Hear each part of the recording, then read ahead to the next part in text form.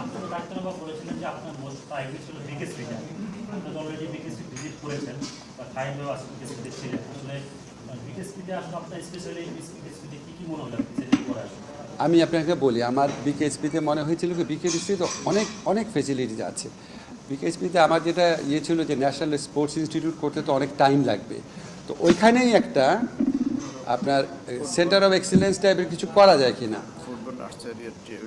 এখন ওটা তো স্বল্প উদ্যোগে স্বল্প পরিসরে শুরু হচ্ছে, আরও বড় পরিসরে করতে চেয়েছিলাম। তো ক্রিকেট কন্ট্রোল বোর্ডের কাছে একটা বড় অঙ্কের টাকাও চেয়েছিলাম, তো আমার বিশ্ব ক্রিকেটের অবস্থা দেখে ওইটা নিয়ে আর ইনসিস্ট করতে ইচ্ছা করে নাই। কিন্তু আমি ওনাদের মধ্যে যেই সদিচ্ছা দেখেছি, ওনারা অন্যান্য স্পোর্টসের উন্নয়নের জন্য, প্রতিষ্ঠানের উন্নয়নের জন্য মাঝে মাঝে কিন্তু টাকা দেন, মাঝে মাঝে প্রায়ই টাকা দেন, এবং আমি তো অনেকে জানেন না। তো আমার মনে হয় ওনাদের যদি একটা সুশক্ত পলিসি থাকে যে আমরা অন্তত এই 2-3টা প্রতিষ্ঠানকে উন্নয়ন করবো, 2-3টা স্পোর্টসকে, তাহলে কাজগুলো সুবিধা হবে। আর বিকেএসপি একটা অত্যন্ত দক্ষ প্রতিষ্ঠান।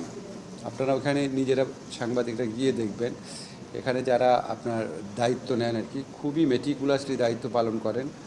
মানে আপনার গিয়ে ভাল লাগবে। যাওয়ার পথটা খুবই খারাপ, কিন্তু ভেতরে ঢোকার পর মনটা ভালো হয়ে যায়। ঠিক আছে, তো ক্রিকেটে এটা দিয়ে শুরু। আমাদের মন্ত্রণালয়ে টাকা নাই, আমরা তবু দেশের অন্যান্য যে পাবলিক বিশ্ববিদ্যালয় আছে সেখানে আমাদের ফান্ড থেকে অল্প কিছু টাকা দেওয়ার চেষ্টা করেছি। আমরা আসলে এটা একটা দর্শনের মতো দেখি। আপনি যদি দেশের যে শিক্ষা প্রতিষ্ঠানগুলো আছে, পাবলিক বিশ্ববিদ্যালয়ের প্রতি আমার বেশি আকর্ষণ থাকে, বিকজ আমি নিজে নিম্ন মধ্যবিত্ত ঘরের পরিবারের ছেলে ছিলাম। আমি জানি পাবলিক বিশ্ববিদ্যালয় না থাকলে আমার পক্ষে জীবনে এত দূর আসা সম্ভব ছিল না।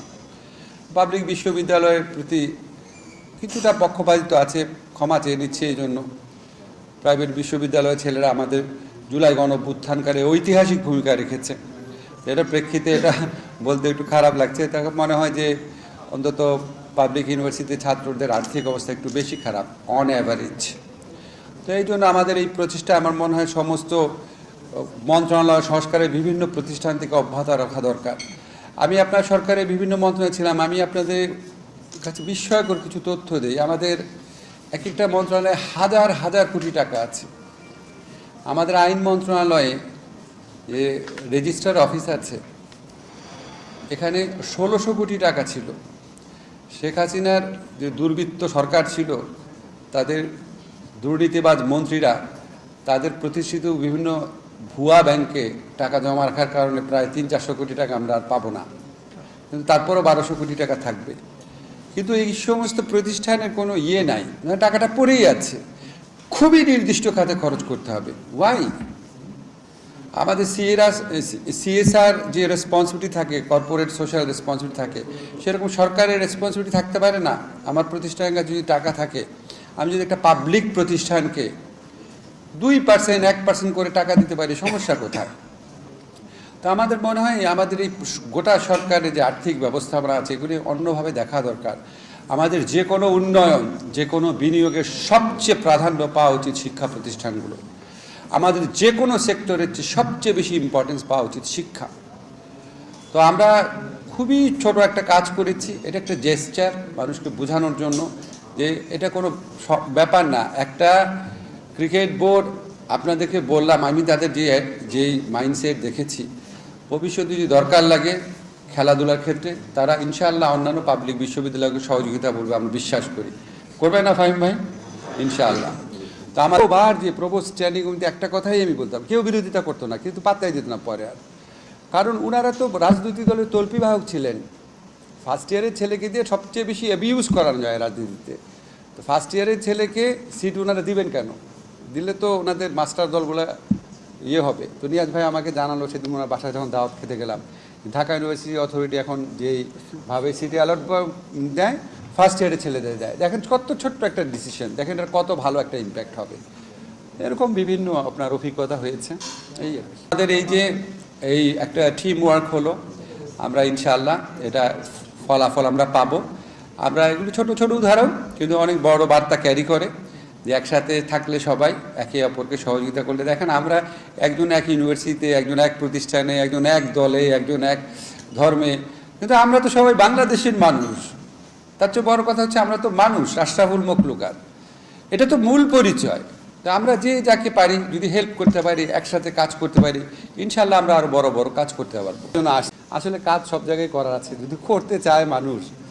দেখেন আমরা এই যে ঢাকা বিশ্ববিদ্যালয়ে একটা হলে যদি আপনার জাস্ট খাওয়া দাওয়ার সমস্যা দূর করা যায়, আমি জানি না, আমি নিয়াজ ভাইয়ের বাসায় দিন দাওয়াত খেতে গেলাম, তো উনি আমাকে বললাম, নিয়াজ ভাই আমি যখন ইন্টারনেট হলে প্রভোস্ট ছিলাম একটা কথা বারবার আমি প্রভোস্ট কমিটিতে বলতাম যে আপনারা ছাত্রদের যখন সিট দিবেন ফার্স্ট ইয়ারকে দিবেন প্রথম, তাইলে ছাত্র রাজনীতিতে ছাত্রদেরকে যে ব্যাপকভাবে অপব্যবহার করে এটা সুযোগ কমে যাবে।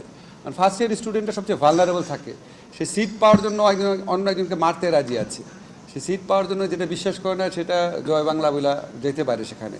কিন্তু একটা ছেলে যখন ম্যাচিওর হয়ে যায় থার্ড ইয়ার ফোর্থ ইয়ারে, তখন ঢাকা শহরে অনেক কিছু সে চিনে, টিউশনি করে, অনেক জায়গায় চিনে, তাকে এক্সপ্লয়েট করা তো সোজা না। কত সেটা দীর্ঘমেয়াদী কাজ, এটা পরে যদি স্পোর্টস মিনিস্ট্রি যারা আসে করতে পারবে। যুব মন্ত্রণালয়ে আরও অনেক ম্যাসিভ কাজ আছে, কারণ আমাদের যুবকদের বিরাট বড় সমস্যা হচ্ছে কর্মসংস্থানের ক্ষেত্রে। তো এখানে আপনার নামে মাত্র ট্রেনিং দিয়ে ছেড়ে দিলে তো কোনো লাভ হয় না, এমন ট্রেনিং দিতে হবে যেটা প্রয়োজন আছে সমাজে, যেটা তাকে একটা অন্তত আধাদক্ষ কর্মী হিসাবে গড়ে তোলে। আমাদের এখানে বিভিন্ন ধরনের ট্রেনিং প্রতিষ্ঠান আছে নিয়াজ ভাই, মহিলা যুব মন্ত্রণালয়, মহিলা ও নারী ও শিশু মন্ত্রণালয় ট্রেনিং দেয়, যুব মন্ত্রণালয় ট্রেনিং দেয়, প্রবাসী কল্যাণ ট্রেনিং দেয়, আরও অনেক মিনিস্টার আছে ট্রেনিং দেয়, কোনো কোঅর্ডিনেশন নাই। তা আমার এখানে আমার মতে প্রবাসী কল্যাণ যাদের ট্রেনিং দেবে তাদের বিদেশে পাঠানোর জন্য, দেশে পাঠানোর জন্য না।